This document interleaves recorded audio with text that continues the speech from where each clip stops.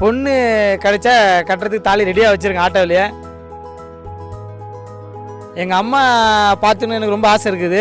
ஆனால் எங்கள் அம்மா இப்போ உயிரோடு இல்லை. எங்கள் அம்மாவை எப்படி பார்த்துக்கணும்னு நினைக்கிறனோ அதை விட ஜாஸ்தியாகவே அந்த பொண்ணை பார்த்துப்பேன். சம்மதன்னு ஒரு ஒன்று மட்டும் சொல்லிட்டா போதும், உடனே கட்டிடுவோம். ஜாதி முதலாம் பார்க்கல, படிச்சிருந்தா போதும்.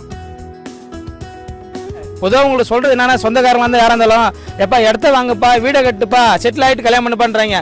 அது ரொம்ப முட்டாள்தனமான ஒரு முடிவு.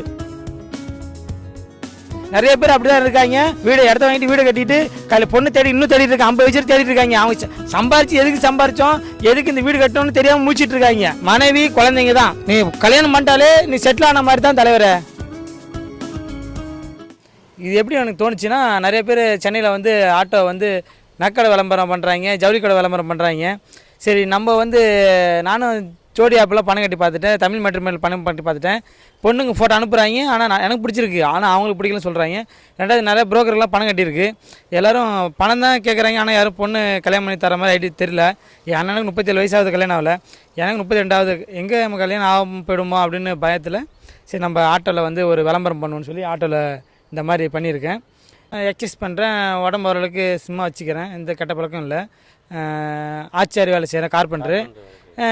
பார்ட் டைமில் ஆட்டோ ஓட்டுறேன், 2 வேலையுமே தெரியும். எங்கள் அப்பா இவங்க. உங்களுக்கு என்ன மாதிரி எதிர்பார்ப்பு இருக்குது? பொண்ணு வந்து எதுவுமே எதிர்பார்ப்பு இல்லைங்க. ஜாதி மதம் தடை இல்லை, வரதட்சணை வேண்டாம், நிறம் முக்கியம் இல்லை, படிச்சிருந்தால் மட்டும் போதும். நான் படிக்கலை, அதெல்லாம் அந்த பொண்ணு படிச்சுருந்தா நல்லாயிருக்குன்னு நினைக்கிறேன். ஏன்னா நான் வந்து ஒரு எங்கள் ஊர் சைட்லலாம் பேங்க் இருக்கும், அங்கெல்லாம் போனோம்னா வெளியில் படித்தவங்க இருப்பாங்க, படித்த பெரியவங்க, அவங்கள்ட்ட 10-20 கொடுத்தா ஃபில்லப் பண்ணி தருவாங்க பாம்பு. இங்கே மெட்ராஸ் சைட்லாம் வந்தீங்கன்னா அது மாதிரி யாரும் இல்லை, நம்மளை தான் ஃபில்லப் பண்ணுவேன். பேங்க் உள்ளே உட்காந்துருக்காங்க சில ஆட்கள்லாம், அவங்ககிட்ட போய் கொடுத்தா கூட நான் பண்ண மாட்டேன், டைம் இல்லைன்றாங்க. பேங்க் ஆளுங்களும் பண்ண மாட்டேறாங்க. அதனால் நம்ம வந்து இவ்வளோ பெரிய நீட்டாக இருந்துட்டு ஒருத்தட்ட கெஞ்சி வரது கஷ்டமாக இருக்குது. பொண்ணாவது படிச்சிருந்தா அது பார்த்துக்கும்ல, நமக்கு சொல்லித்தரோம், பசங்களுக்கும் சொல்லித்தரோம். அதுக்காண்டி தான் படித்த பொண்ணை எதிர்பார்க்குறேன், வேறு ஒன்றுமே கிடையாதுங்க.